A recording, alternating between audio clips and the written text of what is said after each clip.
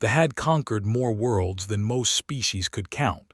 347 planets had fallen to their fleets. Some had surrendered without a fight. Others had tried to resist. It never mattered. They always won. High Commander stood on the bridge of his flagship, the Eternal Hunger. He was tall, even for his kind. His gray skin stretched tight over a skull that held 3 eyes, all of them fixed on the blue and green world growing larger in the viewing screen. Earth, the natives called it. Such a simple name for such a simple world. "Report," he said. His voice was calm. It was always calm. He had done this many times before. "Scans complete, High Commander," said his second officer. "Population of 8 billion. Technology level is primitive. They have nuclear weapons and basic space travel. Nothing that can threaten our shields." Made a sound that might have been a laugh. "Category 2, then. Standard harvest protocol." The second officer nodded. 17 dreadnoughts are in position, awaiting your command. Looked at the planet one more time. He could see the lights of cities on the dark side. Billions of creatures down there, living their small lives, thinking their small thoughts. They had no idea what was coming. They never did. "Begin," he said. The 17 dreadnoughts of the Dominion dropped from orbit at exactly 8:42 UTC by Earth's time. Each ship was the size of a small city.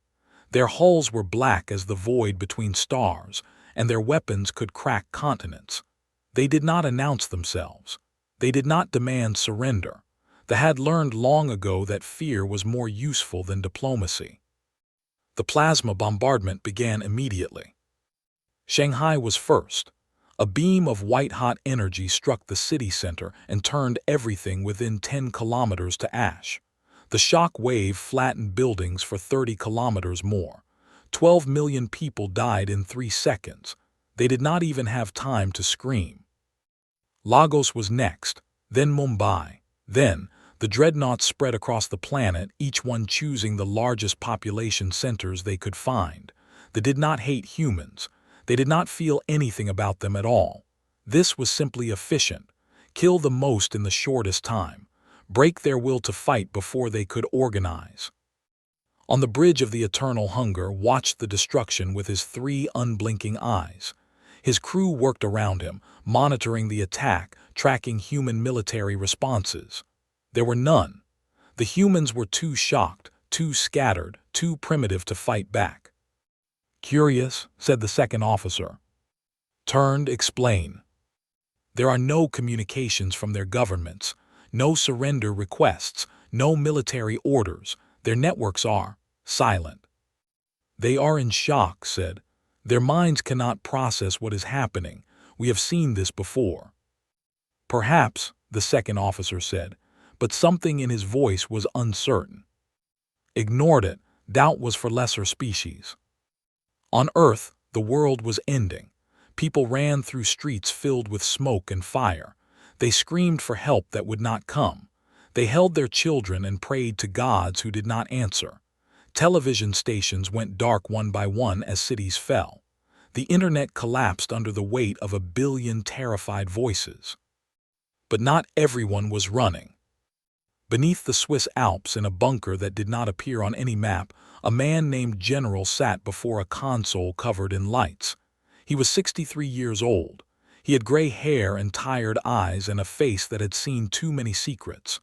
Around him, 20 other people worked at their stations. They were calm. They had been trained for this. "Status," said. "All cities are reporting," a young woman answered. "Geneva online, Moscow online, Beijing online, Washington online, New Delhi online, all stations confirm ready." Nodded slowly. He looked at the main screen which showed the destruction happening above. He watched Shanghai burn. He watched millions die. His hands did not shake. He had known this day would come. They all had. In 1987, a team of scientists in Antarctica had found something buried beneath 3 kilometers of ice. It was a ship, not a human ship, something older, something that had crashed there long before humans had learned to use fire. The governments of the world had kept it secret. They had studied it. They had learned from it, and they had prepared. For 60 years, humanity had known the truth. They were not alone in the universe, and the universe was not friendly. "The aliens are not scanning deep enough," another officer said. "They haven't detected our installations." "They think we're primitives," replied. "Let them think that." On the screens, another city died. Berlin this time, the bright flash of plasma and then nothing but fire. Closed his eyes for just a moment. 23 million dead already. 23 million lives ended in minutes. He had known this was the price. The plan required it. They needed the aliens to commit fully, to bring all their ships into range, to believe they had already won. It still hurt. "How long?" he asked. 12 minutes until all systems are synchronized. 12 more minutes of death. 12 more minutes of letting humanity burn. Opened his eyes and watched the screens. He would carry this weight for the rest of his life, if he survived. In Moscow, similar scenes played out in another secret bunker. In Beijing, officers who had never worked together before now operated as one. In Washington, the president sat in the back of the room, watching, silent. He had given the order hours ago when the ships first appeared on radar. Now there was nothing to do but wait. They continued their attack. They destroyed military bases and communication centers. They burned farmland and forests. They did not understand why the humans were not fighting back. Every other species had tried something: nuclear missiles, chemical weapons, desperate attacks by their primitive spacecraft, but the humans did nothing. High Commander felt the first small touch of unease. It was strange. Wrong. Prey should struggle. Prey should fight. This silence was not the silence of shock. It was the silence of something waiting. "Increase scanning depth," he ordered. "Check for underground facilities." "High Commander."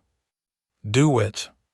The scans began, and deep beneath the Earth's surface, alarms started to sound in bunkers across the planet. "They're looking deeper," someone said in his bunker. "They'll find us in 4 minutes." Smiled, it was not a kind smile. "They only need to find us in 3. On every continent, in bunkers and bases that had been built in secret over 6 decades, final preparations completed. Weapons that should not exist powered up. Targeting systems locked onto the massive ships hanging in Earth's sky. Humanity's response was ready. They had expected sheep. They had found something else entirely. General reached for the console in front of him. His hand hovered over a red button that would change everything. Above, the eternal hunger scans finally penetrated deep enough to detect the network of facilities hidden beneath the planet's surface. His 3 eyes went wide as data flooded his screens. "What is this?" he whispered. It was 9:12 UTC, exactly 30 minutes since the invasion had begun. "For Shanghai," said quietly, "for all of them." He pressed the button. And Earth responded. High Commander had 3 seconds to understand what was happening. 3 seconds between the moment his scanners detected the hidden facilities and the moment the sky split open with fire. It was not enough time. The first projectile hit the dreadnought Void Crusher at nearly 1/3 the speed of light. The ship's shields, designed to stop plasma weapons and nuclear missiles, could not process an attack moving that fast. The projectile was small, barely the size of a human fist. It did not matter. At that velocity, it carried more energy than 1,000 nuclear bombs. The Void Crusher did not explode. It simply stopped existing. One moment there was a city-sized warship hanging over what had been Paris. The next moment there was an expanding cloud of superheated gas and metal fragments. The flash was so bright that it burned the eyes of people watching from 100 kilometers away. Before the light faded, 7 more projectiles found their targets. Watched his tactical display turn red with warnings. Ship after ship vanished from his screens. The World Eater, the Final Silence, the Eternal Dark, names meant to inspire fear, reduced to nothing in heartbeats. "What is hitting us?" he demanded. His calm was gone now. His voice cracked with something he had not felt in centuries: fear. "Unknown projectiles," his weapons officer shouted. "Origin points all across the planet's surface. Speed is. The readings must be wrong. They cannot be moving that fast." But they were. From hidden silos in the Rocky Mountains, from platforms buried beneath the Sahara Desert, from launch facilities under the ocean floor, humanity's secret weapons rose into the sky. They were called hammers. Simple name for simple weapons. Just chunks of ultra-dense metal, wrapped in magnetic fields, accelerated to speeds that should have been impossible. The technology had come from the crashed ship in Antarctica. For 60 years, the best scientists on Earth had studied that wreck. They had learned how to generate power from nothing. They had learned how to bend space itself. And they had learned how to throw rocks really, really hard. 8 dreadnoughts died in the first wave. The remaining 9 tried to respond. Their plasma cannons fired wildly, trying to hit targets they could not track. They hit cities instead. Madrid burned. Sydney burned. Cairo burned. More millions died. But humanity was not finished. The second wave was different. Not kinetic weapons this time, something worse. General watched his screens as the antimatter warheads launched from their orbital platforms. These had been the hardest weapons to build. The crashed alien ship had contained a small amount of antimatter in its engines. It had taken 30 years to figure out how to make more. Another 20 to build enough for weapons. "Impact in 8 seconds, someone said. The antimatter warheads did not need to move fast. They just needed to touch their targets. High Commander saw them coming on his tactical display. Small objects rising from hidden locations on the planet's moon. The moon. The humans had facilities on their moon. How had his scouts missed that? "Emergency jump," he ordered. "All ships, emergency FTL jump. Get us out of here." His helmsman's hands flew across the controls. The FTL drive hummed with power. Space began to bend around the eternal hunger as the ship prepared to escape into faster-than-light travel. Then the humming stopped. "Drive failure," the helmsman said. His voice was empty, dead. "Something is jamming us." From the dark side of Earth's moon, a signal pulsed outward. It was based on another piece of stolen technology, something that disrupted the very fabric of space. No FTL travel was possible within its range. They were trapped. The antimatter warheads reached their first target. The dreadnought Conqueror's pride disappeared in a flash of pure white light. When matter and antimatter met, they destroyed each other completely. Nothing was left, not even ash. More warheads struck home. The dark tide, the endless hunger, the Empire's fist. One by one, the great ships of the Dominion ceased to exist. On the bridge of the eternal hunger, chaos ruled. Officers screamed reports that made no sense. Damage alarms blared from every station. Stood frozen in the center of it all, watching his fleet die. "This is impossible," he whispered. "They were supposed to be primitives." His second officer was trying to organize a counterattack. It was hopeless. Their weapons could not hit targets they could not see. Their shields could not stop attacks that moved too fast to detect. Their FTL drives could not escape a trap they had not known existed. "High Commander," someone called out. "Message from the surface. The humans are broadcasting." Laughed, it was a broken sound. "Put it through. Let me hear what they have to say." The voice that filled the bridge was calm. It belonged to General, though did not know that. "Attention vessels. This is Earth Defense Command. You attacked our world without warning. You killed millions of our people. Now you will face the consequences. Surrender is not an option. We are not interested in prisoners." The message ended. Stared at the speaker as if he could not understand the words. "They do not want surrender," his second officer said quietly. "They mean to kill us all." Another explosion shook the ship. The eternal hunger was the last dreadnought still intact. Its shields were failing. Its weapons were useless. Its crew was dying. thought of all the worlds he had conquered, all the species he had crushed. He had never once imagined that the same would happen to him. Target their population centers, he ordered. It was petty, it was useless, but it was all he had left. Kill as many as we can before we fall. The plasma cannons charged. They aimed at London, one of the few major cities still untouched. They never fired. The final weapon in humanity's arsenal was the simplest. It was just a very large rock, an asteroid that had been quietly moved into Earth orbit decades ago. It was 3 kilometers wide.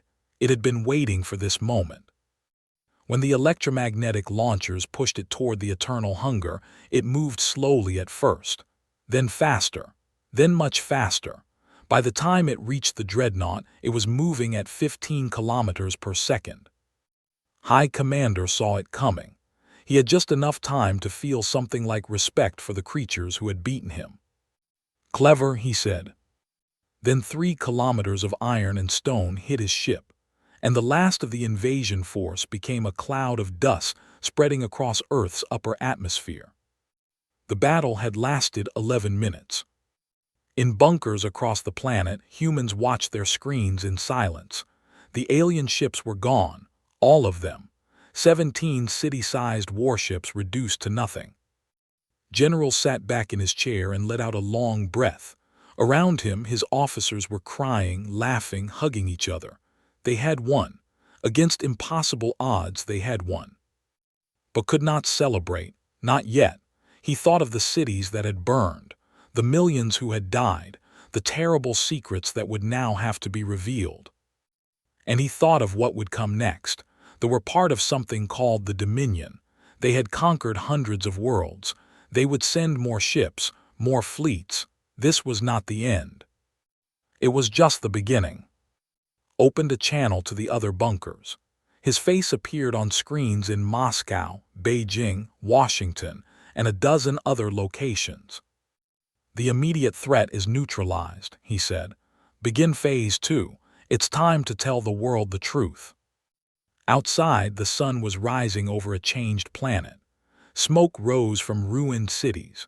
Survivors crawled from the rubble, looking up at skies that were finally empty of threats. They did not know it yet, but nothing would ever be the same. Humanity had won its first battle. Now it had to survive the war. The world learned the truth 3 days after the invasion. Every television channel, every radio station, every internet platform carried the same broadcast. Leaders from 12 nations stood together on a stage built in the ruins of Geneva. Behind them, smoke still rose from burning buildings. In front of them, cameras carried their words to 8 billion people who were still in shock.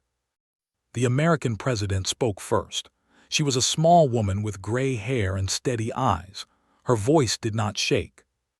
Citizens of Earth, you have seen what happened 3 days ago. You have watched alien ships destroy our cities and kill our people. You have also watched those ships be destroyed by weapons you did not know existed. You deserve to know the truth, all of it. She paused. Somewhere in the crowd, a baby started crying. In 1987, a team of scientists in Antarctica discovered something buried beneath the ice. It was a spacecraft, not from Earth, not from any place in our solar system.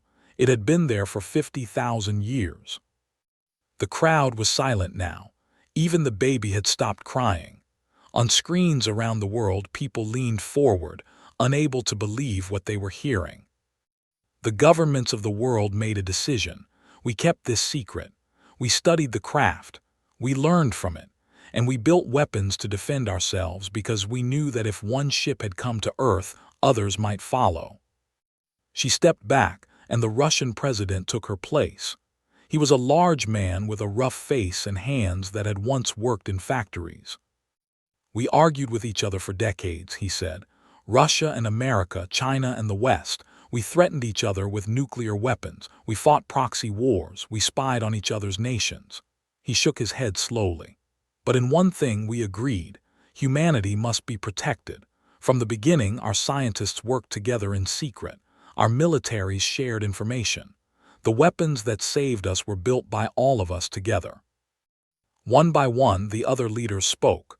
The Chinese premier, the Indian prime minister, the leaders of Japan, Brazil, Germany, the United Kingdom. Each one added to the story. Each one revealed secrets that had been kept for generations. The crowd listened, the world listened, and slowly understanding began to replace shock. In a small apartment in Tokyo, a young woman named watched the broadcast with tears running down her face. Her parents had died in the first attack. She had spent 3 days believing that humanity was helpless, that more ships would come, that everyone she loved would die. Now she learned that humanity had fought back, that her government, the governments of the world, had been preparing for this moment for 60 years, that the aliens had been destroyed in 11 minutes. She did not know whether to feel angry about the secrets or grateful for the preparation. She felt both. She suspected everyone else did too. The broadcast continued for 2 hours. The leaders explained everything: the crashed ship, the technology they had learned from it, the weapons they had built, the bunkers and facilities hidden around the world, the installation on the moon. They also explained what came next. The aliens who attacked us were called the American president said, returning to the microphone. They are part of something called the Dominion, which has conquered hundreds of worlds across the galaxy. When their ships do not return, the Dominion will send more. We do not know when. We do not know how many, but they will come. She looked directly into the camera. Her eyes seemed to find every person watching. We won this battle. We will win the next one and the one after that, but only if we work together. The old divisions must end. The old hatreds must be put aside. We are not Americans or Russians or Chinese anymore. We are humans, and we have a universe to face. The broadcast ended. For a long moment there was silence. Then slowly something began to change. In cities around the world, people who had been fighting over food and water stopped. They looked at each other. They saw not strangers but fellow survivors, fellow humans. In New York, a crowd gathered in Times Square. Someone had set up speakers to play the broadcast. When it ended, a man started clapping. Others joined in. Soon thousands of people were cheering, crying, holding each other. In Beijing, similar scenes played out. In Moscow, in Lagos, and in the ruins of Mumbai. It was not perfect. There were still fights. There was still fear and anger and grief. But something had shifted in the human spirit. An old tribalism was dying. Something new was being born. General watched the world's reaction from his bunker. He had not slept in 3 days. His eyes were red and his hands shook with exhaustion. But he could not rest. There was too much to do. A young officer approached him with a tablet. "Sir, the response is better than we expected. Civil unrest is minimal. People are actually cooperating." Nodded slowly. Facing extinction has a way of clearing the mind. "What happens now, sir?" Turned to look at a map on the wall. It showed Earth, surrounded by markers indicating defense platforms, lunar installations, and orbiting weapons. "Now we prepare. We have maybe a year before the Dominion realizes their fleet is gone. Maybe 2 if we're lucky. We need to double our orbital defenses, triple our weapons production, start training a real space military." He paused, thinking of something else, something that had been bothering him since the battle ended. "We also need to send a message." The officer looked confused. "A message, sir?" "The Dominion is not the only power in the galaxy. The crashed ship we found was not from the Dominion. Someone else was out there 50,000 years ago. Maybe they're still out there. Maybe they're watching." Sat down heavily in his chair. "We need to let everyone know what happened here.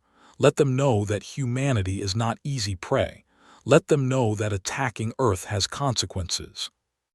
1 week later, the message went out. It was broadcast on every frequency humanity could reach. It was encoded in mathematics, in light, in radio waves. It was repeated 1,000,000 times. sent in every direction, a signal expanding outward at the speed of light. The message was simple. It began with coordinates, not to Earth, but to a specific point in space where 17 alien warships had been reduced to dust. It continued with images of the battle, compressed and encoded. It ended with words, translated into mathematical symbols that any intelligent species could decode. This is Earth. We are humanity. We did not start this war, but we finished it in 30 minutes. Your Dominion sent 17 warships. None returned. We are not a harvest world. We are not prey. Come in peace and we will welcome you. Come in war and we will destroy you. There is no third option. The message spread outward through the void. It would take years to reach the nearest stars, decades to reach the edges of the galaxy, but it was a beginning. On Earth, humanity got to work. Factories that had built cars now built spacecraft.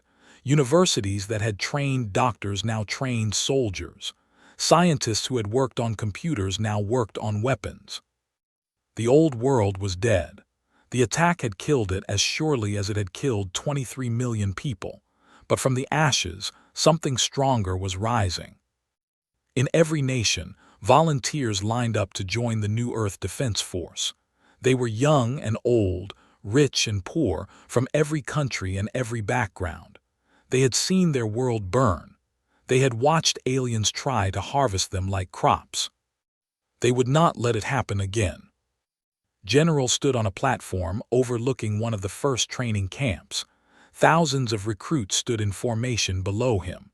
Behind them, the skeleton of a new warship rose toward the sky. "You are the first," he told them. "The first soldiers of a united Earth, the first defenders of our species. You will train harder than any soldiers before you. You will learn to fight in space on other worlds, against enemies we cannot yet imagine." He paused, looking out at their young faces. "The Dominion will return. When they do, we will be ready. And when they fall, we will not stop. We will go to their worlds. We will free the species they have conquered. We will make sure that no one ever again threatens the people of Earth." The recruits cheered.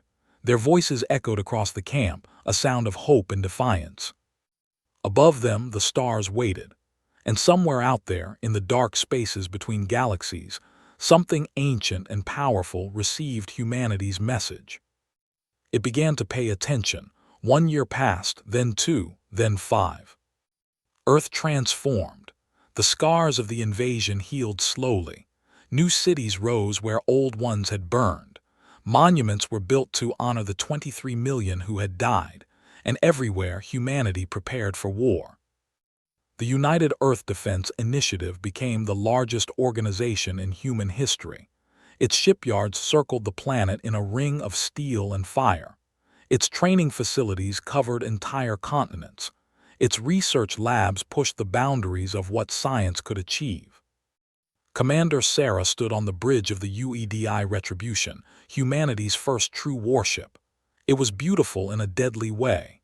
3 kilometers long, bristling with weapons that combined human engineering with alien technology, had helped design it. Now she would command it.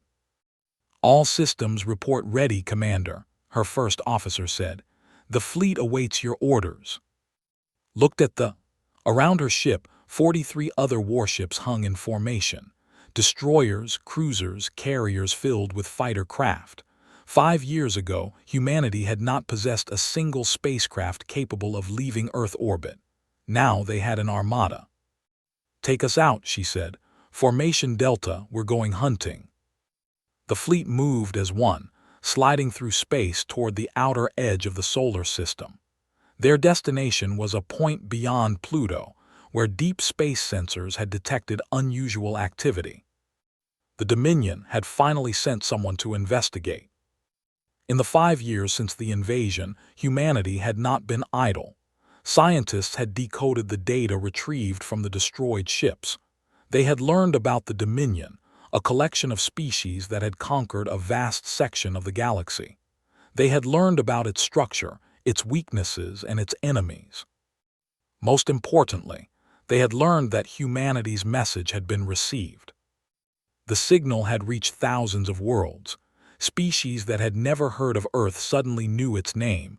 Some were terrified, some were curious, some saw opportunity. The Dominion saw a threat. "Contact ahead," the sensor officer reported. 3 vessels, Dominion configuration. They match the Scout-class profiles in our database. Nodded, scouts. The Dominion was being careful. After losing 17 dreadnoughts, they were not taking chances. "Hail them," she ordered. The communication officer opened a channel. For a long moment there was silence. Then a voice crackled through the speakers. It was harsh, clicking, translated by computers into broken English. "Human vessels, you will surrender. Your world will face judgment for crimes against the Dominion." Smiled, it was not a kind smile. "This is Commander Sarah of the United Earth Defense Initiative. You are in human space. You will power down your weapons and prepare to be boarded. This is not a negotiation." The Dominion commander made a sound that might have been laughter. "You are 44 ships against 3. Perhaps you think those are good odds. They are not. Our scout vessels are worth 10 of your primitive craft each." "I know," said. "That's why I only brought 44. I didn't want it to be too unfair." She cut the channel. "All ships weapons free. Do not let them escape. The Dominion does not get to send reports home." The battle lasted 4 minutes. The Dominion scouts were fast and well armed. They managed to destroy 3 human destroyers before they fell, but human weapons had improved in 5 years. The kinetic accelerators were faster now, more accurate. The antimatter warheads were more powerful. The human ships moved with a coordination that spoke of endless training and absolute discipline. When it was over, 3 Dominion scouts drifted dead in space. Their hulls were broken. Their crews were gone. The only evidence of their mission would be the debris. Watched the remains of the enemy ships on her screen. Somewhere out there, the Dominion was waiting for these scouts to report back. They would wait a long time. "Salvage teams begin recovery operations," she ordered. "I want every piece of technology, every computer core, every scrap of data they were carrying. Then we destroy what's left." "Yes, Commander." The human fleet went to work. They had done this 3 times before. 3 Dominion scout groups had entered the solar system in the past 2 years. None had left. But knew this could not continue forever. Eventually, the Dominion would stop sending scouts. They would send a battle fleet. And when they did, humanity would need to be ready. On Earth, that preparation continued day and night. In a research facility beneath the Rocky Mountains, Dr. studied data from the latest salvage operation. She had joined the Defense Initiative 4 years ago, driven by the deaths of her parents in the first attack. Now she led one of its most important projects. "The Dominion uses a standardized faster-than-light system," she explained to the gathered generals and scientists. "Every ship, every station, every communication relay depends on the same basic technology." She pulled up a diagram on the screen. "We've been working on a virus, not a biological virus, a technological one. It targets their FTL system specifically. If we can deploy it in the right place, we can shut down their entire network." General, now head of all Earth defenses, leaned forward. His hair was white now, his face more lined than ever, but his eyes were still sharp. "How do we deploy it?" "That's the problem," admitted. "We need to get it into their central network hub. That means someone has to carry it there physically." "A suicide mission." "Probably, sir. I'm not recommending this lightly.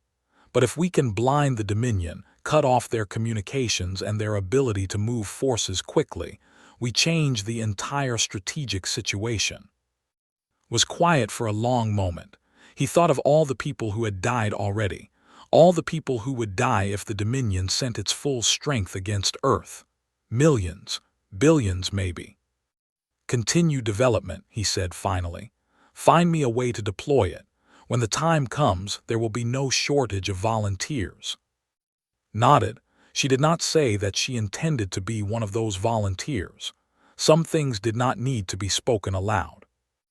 Months passed, the virus was completed, a delivery system was designed, a special operations team was trained, everything was ready.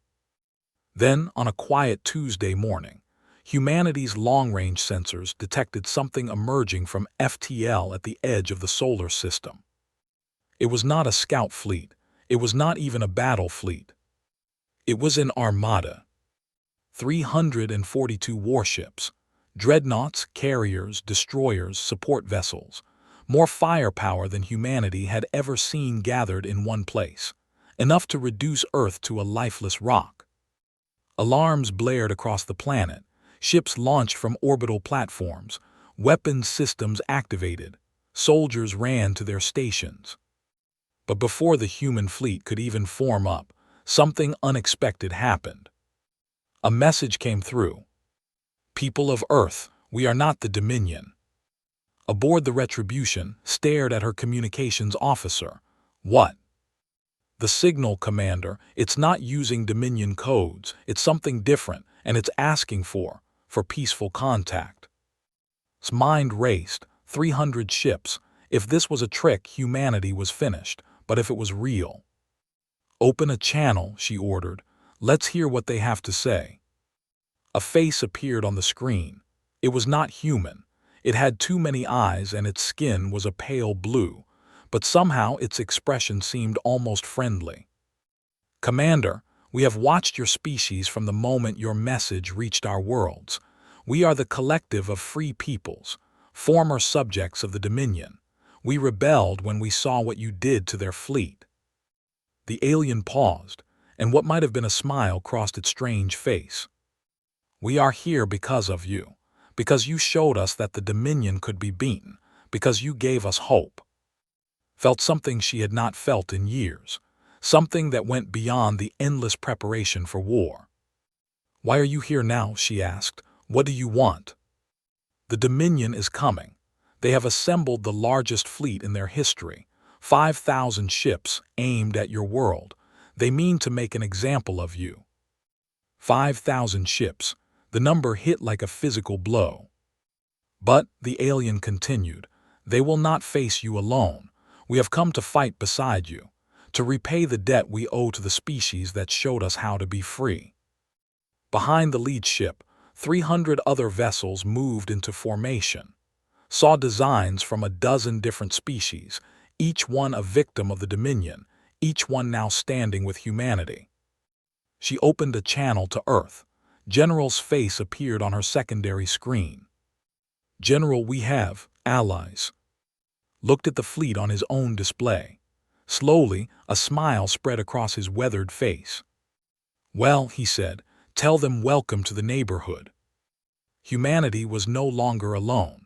And somewhere in the darkness of space, the Dominion fleet approached, unaware that the rules of the game had changed. The final battle was coming. The Dominion fleet emerged from faster-than-light travel like a wave of darkness rolling across the stars.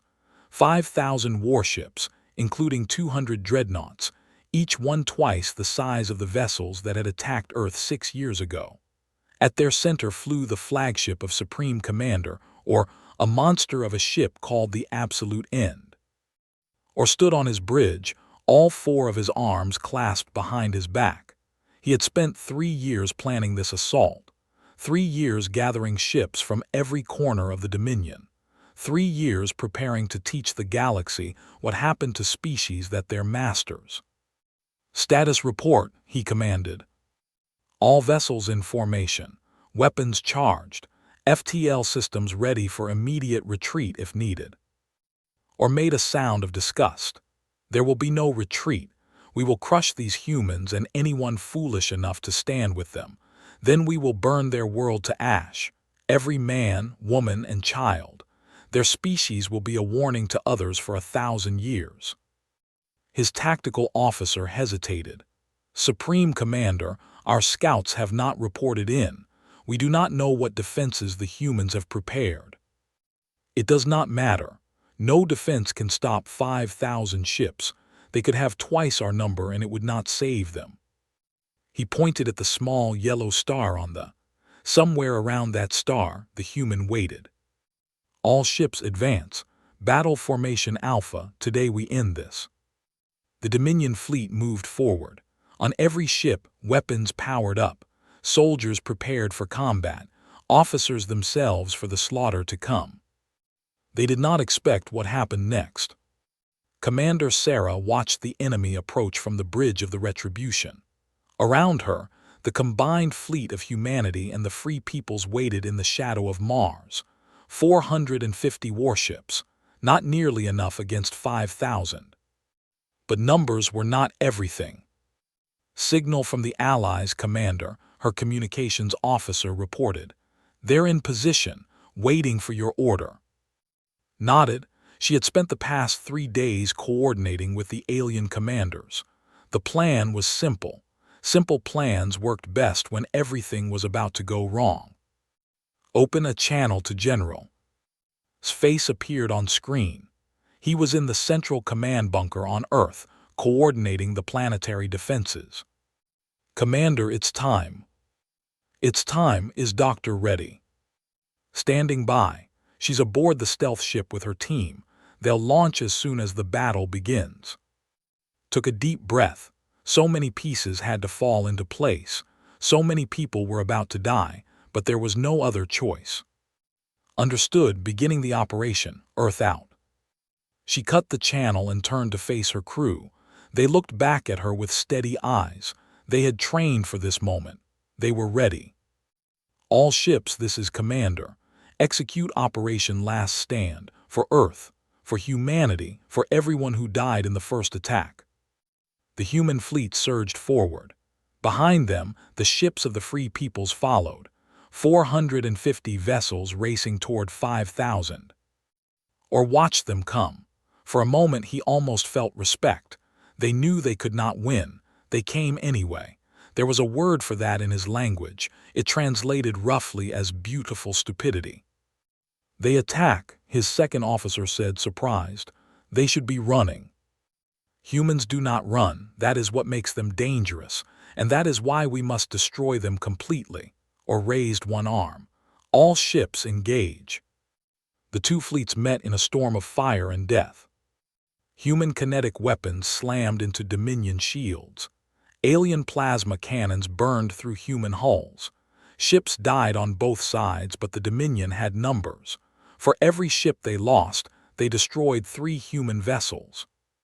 Watched the battle unfold on her tactical display. It was going exactly as expected, which meant they were losing. Retribution hard to starboard. All weapons target that dreadnought. Her ship spun, avoiding a stream of plasma fire. Its weapons spoke, and a Dominion dreadnought's shields flickered under the assault. But more enemy ships were closing in. Too many. Commander, we've lost the destroyer Avalon. The carrier Unity is taking heavy damage. Hold the line, just a few more minutes. Because somewhere in the chaos of battle, a small stealth ship was slipping through the Dominion formation unnoticed. Doctor sat in the cramped cockpit of the stealth ship, watching the battle rage around her. Her hands gripped the console, knuckles white. The pilot beside her flew with impossible skill, weaving between explosions and weapons fire. Almost there, the pilot muttered. The flagship is just ahead. Looked at the absolute end looming before them. It was enormous, a mountain of metal and weapons. Somewhere inside that ship was the Dominion's central communication hub. If she could reach it, if she could upload the virus, the entire enemy fleet would be crippled. Get me inside, she said. That's all I need. The pilot nodded. He aimed for a small gap in the flagship's defenses, a maintenance port that's team had identified from captured scout data. The stealth ship slipped through, landing in a cargo bay deep within the Dominion vessel. Grabbed her weapon and the device containing the virus. Around her, 5 soldiers prepared to follow her. Let's go, we don't have much time. They moved through the ship like ghosts. Dominion soldiers ran past them, focused on the battle outside. No one expected an enemy team inside their flagship. By the time they realized their mistake, it would be too late. The communication hub was 3 decks up. They killed the guards quietly and made their way inside. Stared at the alien technology before her. Screens covered the walls, displaying data she could not read. Cables ran everywhere, connecting to systems she did not understand. But she did not need to understand it. She just needed to break it. "Cover me," she ordered. She pulled out the virus device and began looking for a connection point. Behind her, she heard gunfire.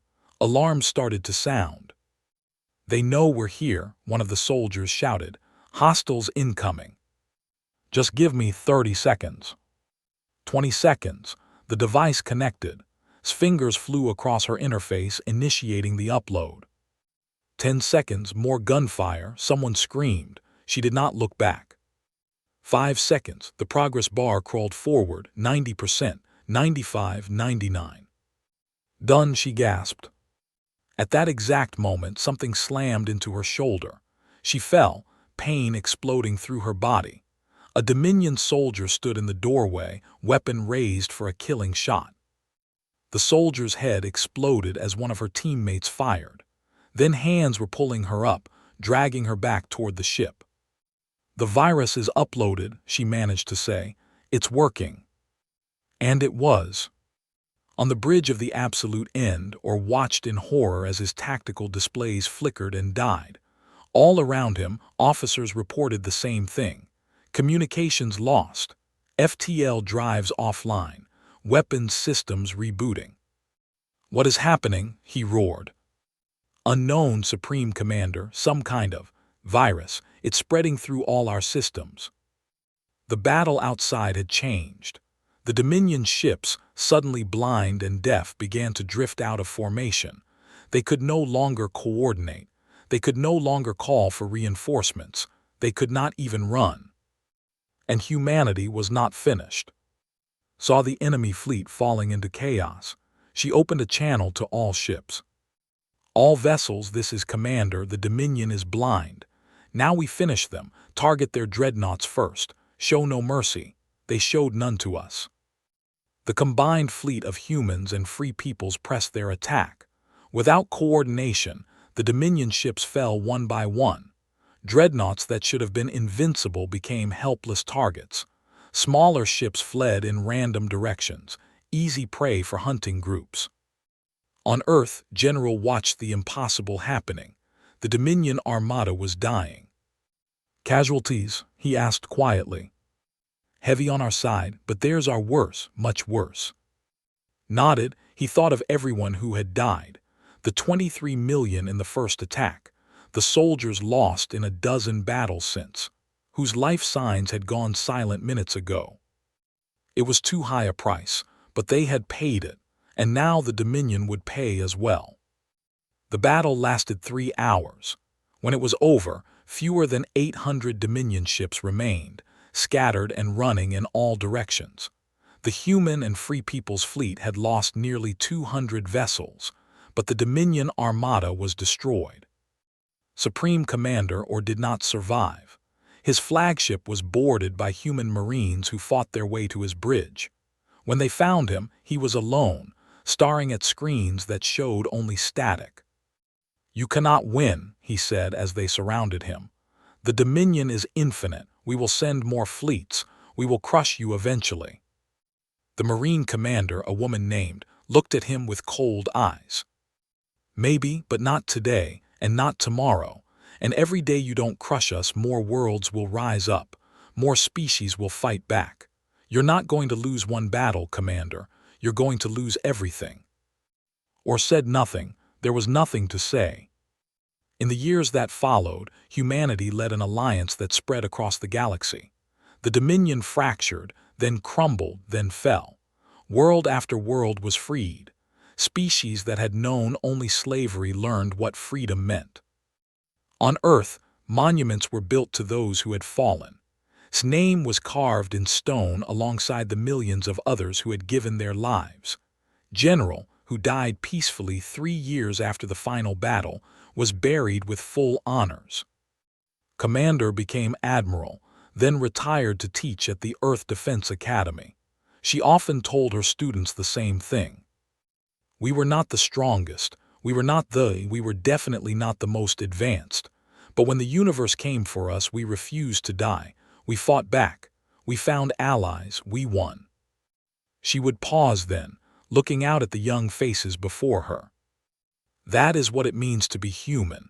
We do not surrender. We do not give up. And when someone threatens our home, we make them regret it. The students would nod, understanding. They were the children of a united Earth, born into a galaxy that knew humanity's name. A galaxy that had learned, in the hardest way possible, what happened when you underestimated the people of a small blue world. They had expected sheep. They had found wolves. And the wolves had won.